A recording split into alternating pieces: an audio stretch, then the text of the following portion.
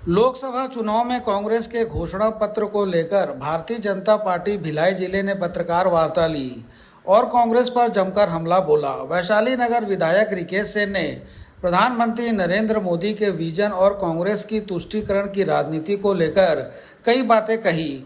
उन्होंने पत्रकार वार्ता में बताया कि भाजपा का घोषणा पत्र विकास को लेकर है और कांग्रेस अपने घोषणा पत्र में लोगों की संपत्ति को हजम करने की बातें करती है। पत्रकार वार्ता के दौरान भिलाई जिला भाजपा अध्यक्ष महेश वर्मा, जिला मीडिया प्रभारी रमेश साहू दादर उपस्थित थे। इस दौरान कांग्रेस की तुष्टीकरण की राजनीति को लेकर और उनके द्वारा जारी घोषणा पत्र में कुछ बिंदुओं की आलोचना करते हुए विधायक रिकेश सेन और मुकेश शर्मा ने पत्रकारों को जानकारी दी।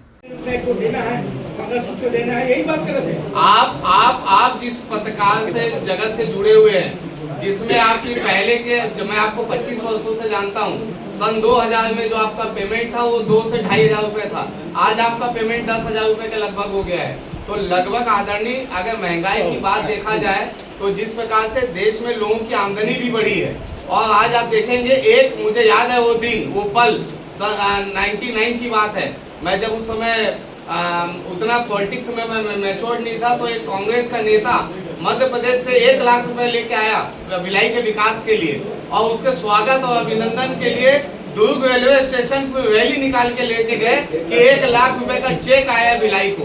और आज जो है एक पार्षद जो अपने वार्ड में 5 करोड़ 7 करोड़ 10 करोड़ रुपए खर्च कर लेता है। तो जो समय का परिवर्तन है, और उसको अगर एक एक विषय को, क्योंकि अभी का जो चुनाव है, अब 20 दिन का इस देश का चुनाव है, इस बात को भी समझना होगा, देखना होगा कि भारत का वर्चस्व जो है वो विश्व में किस प्रकार से बढ़ रहा है। आपको देखना होगा, धारा 370 को हटाने की ताकत किसी को नहीं थी। आपको इस बात को देखना पड़ेगा कि 3 तलाक कानून अगर लाया गया है तो इस देश में, पूरे विश्व में अगर कहीं लाया गया तो भारत देश में लाया गया है। आपको इस बात को भी देखना पड़ेगा कि सीए का कानून अगर किसी ने बनाया है तो भारतीय जनता पार्टी ने बनाया है।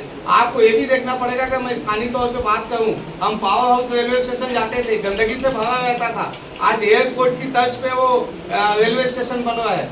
अगर आप देखेंगे कि सेक्टर 7, जहाँ पे सिर्फ कल्याण कॉलेज के लिए जो है वहाँ पे रेलवे जो रेल है वहाँ पे स्टॉपेज होता था, आज उसको एयरपोर्ट की तरह हाईटेक बनाया जा रहा है। तो आप देखिए कि भिलाई का भी जो है कहीं ना कहीं परिवर्तन हुआ है। पूरे देश में एक नया विषय है।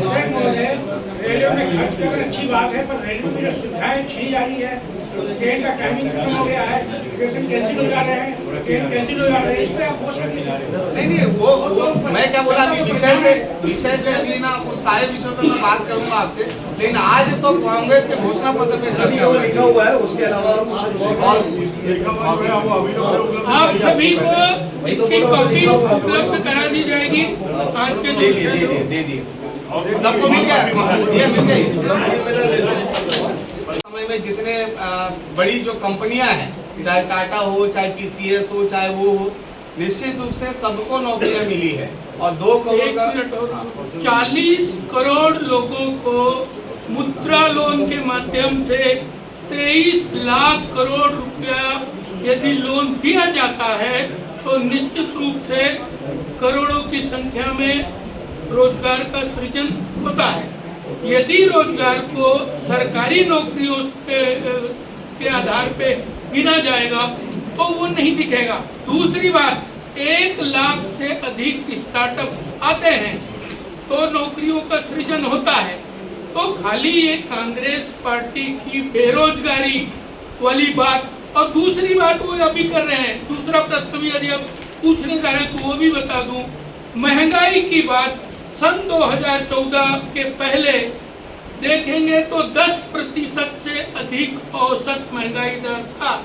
आज महंगाई दर 5.09% है। इसलिए ये, चूंकि ये आज का मुद्दा है, इसलिए इस विषय पे चर्चा करने के बाद विधायक जी बाकी विषयों को लेके आपके साथ बैठेंगे। ये भी वादे से जुड़ा है, बात कर रहे हैं। यदि जो लोगों के पास है, सरकार उसको कब्जा करना चाहती है।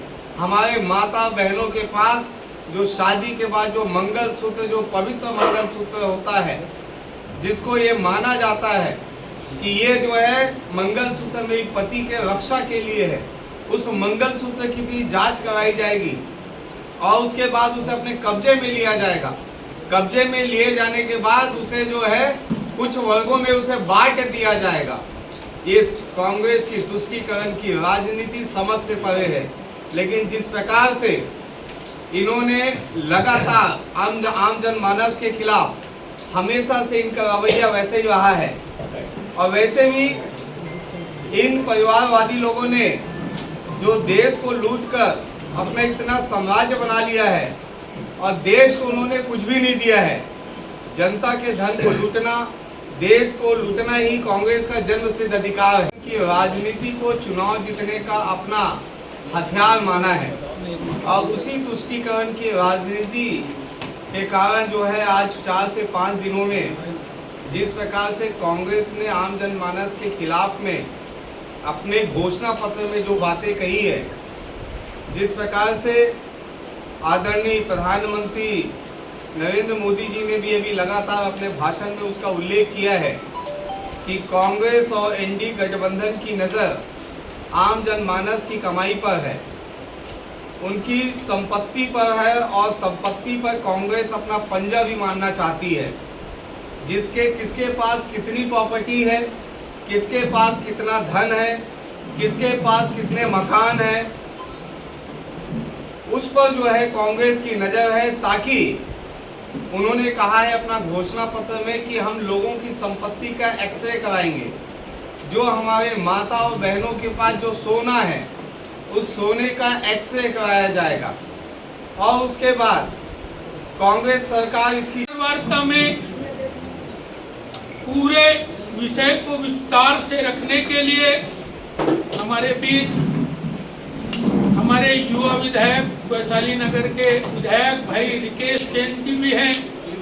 मैं उनसे आग्रह करूंगा तो वो विषय को विस्तार से आप सबके समक्ष रखेंगे। भाई रिकेश सेन जी, आप सभी इसके खिलाफ लड़ाई लड़ती रही। 2014 में आदरणीय प्रधानमंत्री नरेंद्र मोदी जी ने विकास का एजेंडा तय किया, देश को आगे ले जाने का काम किया, और कांग्रेस पार्टी लगातार पराजित होती रही। के लिए तुष्टीकरण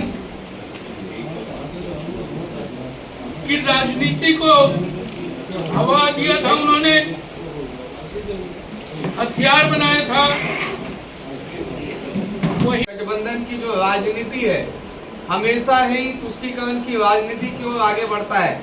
और आप देखेंगे कि नौकरी पेशा वाले लोगों ने अपने बच्चों के भविष्य के लिए एफडी करवाई है। एक होता है कि मैं अपने जीवन के लिए कुछ पूंजी जो है मैं एफडी करवा लेता हूं ताकि आने वाले भविष्य में वो जो एफडी है कभी काम आएगा। कांग्रेस वाले उसको भी जांच कराने की बात कर रहे हैं। कांग्रेस इसका सर्वे कराएगी, फिर कांग्रेस ऐसे ही सरकार के नाम पर कब्जा करेगी और यह संपत्ति छीनकर फिर से बांटने की बात की है।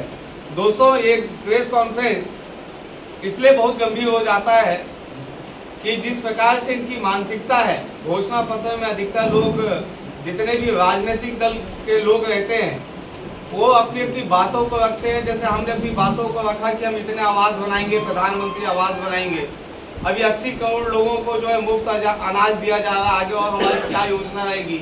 कितने बीजेपी की सोच हमेशा विकास की रही है, कितने हम हाईवे बनाने वाले हैं, कितने हम अंडरब्रिज बनाने वाले हैं, कितने हम फ्लाईओवर बनाने वाले हैं, देश का इंफ्रास्ट्रक्चर कैसा होगा, हमारा जो जीडीपी का ग्रोथ कितना होगा, हम जो है कितने लोगों को नौकरियां दे पाएगी, और कैसे हम जो है make in India, made in India जो है इस तर्ज पे हम काम करेंगे।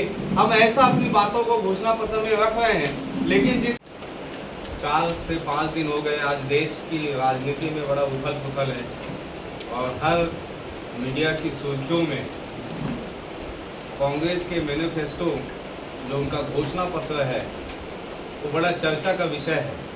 और चर्चा के विषय के साथ साथ जो है आम जनमानस में बड़ा आक्रोश है, क्योंकि जिस प्रकार से अगर किसी के नेता का बयान आता तो उस नेता के बयान को उनका व्यक्तिगत बयान बता दिया जाता। लेकिन जिस प्रकार से रमेश भाई रत्नाकर भी है 2 सेकंड लेकिन जिस प्रकार से कांग्रेस ने अपने घोषणा पत्र में जिन बातों का उल्लेख किया है, और वैसे भी कांग्रेस और उनकी गठबंधन की जो नज़र है हमेशा लोगों की कमाई और संपत्ति पे रही है, और कांग्रेस हमेशा 60 और आप देखेंगे कि जो मुसलमानों को संसाधनों का पहला हक देना सिर्फ बयान दिसंबर 2006 इसकी प्रक्रिया बहुत पहले से चल रही है। और रिटायर्ड चीफ जस्टिस और कांग्रेस नेता सांसद रंगनाथ मिश्रा इसी दौरान अपनी रिपोर्ट में लिख रहे थे कि मुसलमानों में भी जाति है, इसलिए उनमें भी एससी माना जाए, एससी लिस्ट में उनको भी आरक्षण दिया जाए। ये सिर्फ सिफारिश की गई कि कोई ऐसी अगर धर्म बदलकर मुसलमान या ईसाई बनता है तो उसका एससी दर्जा बना रहे। रंगनाथ कमीशन ने मुसलमानों को नौकरियों में 15% आरक्षण देने की सिफारिश की थी। ओबीसी के 27% से काट कर विधायक जी, थोड़ा रोक रहा हूँ आपको। हाँ। उसमें से आप पढ़ रहे हो हमारे पास है। हाँ। उसके अलावा कुछ है उसको मैंने अभी आपको बता दिया। छत्तीसगढ़ पे आपके जो प्रत्याशी है उसके संबंध में आप बताइए, विकास छत्तीसगढ़ में क्या विकास हुआ, क्या रोजगार मिला, इतना बड़ा विलेज स्ट्रीट प्लांट है दिल्ली में आपकी सरकार है, उस पर आप प्रकाश डालें, है ना। देखिए भाई साहब, और सबसे पहले एक मिनट, किसको बेचेंगे वो, एक सेकंड, बेच के किसको, एक सेकंड, एक मिनट, क्योंकि ये सारी चीजें हैं हमारे पास। एक तो आप सेकंड, पढ़ाएं। आपको मैं लीक से हट के आप मुझे अगर भटकाने की कोशिश करेंगे तो मैं आपके विषय पे भटकूंगा नहीं। एक मिनट सुनिए। बिल्कुल बिल्कुल बोलिए। मैं आप आज का जो मुद्दा है, जो प्रेस कॉन्फ्रेंस है, इस प्रेस कॉन्फ्रेंस से मैं हटूंगा नहीं। आपको अगर अपना प्रश्न कुछ करना है आदरणीय भाटिया जी, तो नीचे मेरे से चैम्बर में आप प्रश्न कर लीजिएगा। लेकिन ये जो आज का जो है ये मुद्दा, क्योंकि ये जनहित का मुद्दा है, देश का चुनाव है, सड़क नाली का चुनाव नहीं है। कांग्रेस जिस प्रकार से अपनी बातों को कह रही है कि जनमानस के साथ उनकी संपत्तियों को लूटा जाएगा और अपने घोषणा पत्र में लाए हैं, ये कोई हंसी मजाक वाला बात नहीं है, बहुत गंभीर विषय है। और इस गंभीर विषय को लगातार देश की पूरी मीडिया दिखा रही है। नरेंद्र मोदी जी आज छत्तीसगढ़ में थे, कल राजस्थान में भी थे, कल छत्तीसगढ़ में भी थे, लगातार मंच से वो अपनी बातों को कह रहे हैं। इसलिए मेरा पूरा फोकस जो है आज सिर्फ इस बातों को लेके है। आज जो पार्टी ने मुझे जवाबदारी दी है इस प्रेस कॉन्फ्रेंस करने के लिए, वो प्रेस कॉन्फ्रेंस कर रहा हूँ। रोजगार की बात, किसानों की बात, युवाओं की बात, इस विषय पे मैं आपसे अलग से प्रेस कॉन्फ्रेंस करके अलग से बात करूंगा, ठीक है। 2014 के घोषणा पत्र में भाजपा के लिए 2 करोड़ रोजगार प्रतिवर्ष दिया जाएगा। 2014 से 2024 तक 12 करोड़ लोग बेरोजगार हुए। इस संदर्भ में क्या करेंगे? ये आंकड़ा आपने कहाँ से लाया मुझे तो नहीं मालूम है, ये आंकड़ा कहाँ से लाए हैं आप। लेकिन एक चीज मैं आपको बता दूं, हमारा जो सबसे ज्यादा फोकस रहता है नौकरियां का मतलब आज के समय में लोग सिर्फ सरकारी नौकरियों को ही नौकरियां समझते हैं। आप देखेंगे किस करने का काम कर रही है, और जिस प्रकार से उनकी संपत्ति पे जो जिनके पास अगर मान लो 2 मकान है तो उसमें से एक मकान जो है जब्ती बनाने की बात कह रही है, तो मुझे ऐसा लगता है कहीं ना कहीं कांग्रेस की मानसिकता जो है जन विरोधी मानसिकता है। और इसीलिए आज इस प्रेस कॉन्फ्रेंस में हम लोग चाहते हैं कि आप लोगों के माध्यम से आम जनमानस तक ये बात पहुंचे, क्योंकि मैं फिर से ये बात कह रहा हूँ, ये किसी व्यक्ति ने नहीं कहा है। हमेशा ये रहता है, आप देखेंगे कांग्रेस की राजनीति को, तो चाहे मणिशंकर अय्यर जी हो, चाहे दिग्विजय सिंह जी हो, चाहे अन्य कांग्रेस के नेता है, अलग अलग प्रकार के विवादित बयान देते हैं, बाद में वो पलटी खा जाते हैं और ये कहते हैं कि तो मेरा व्यक्तिगत बयान था, पार्टी का नहीं है। लेकिन अभी जो जिस प्रकार से इन्होंने बातें रखी है, ये घोषणा पत्र में सारी बातें की है, अपने घोषणा पत्र में कांग्रेस के मैनिफेस्टो में बात रखी है। और मैं अभी टीवी देख के ही लौट रहा हूँ, राहुल गांधी का बयान है कि मैं अपनी बातों से पलटूंगा नहीं, जो मैंने कहा है वो सत्य है और ऐसा ही हम करने जाएंगे।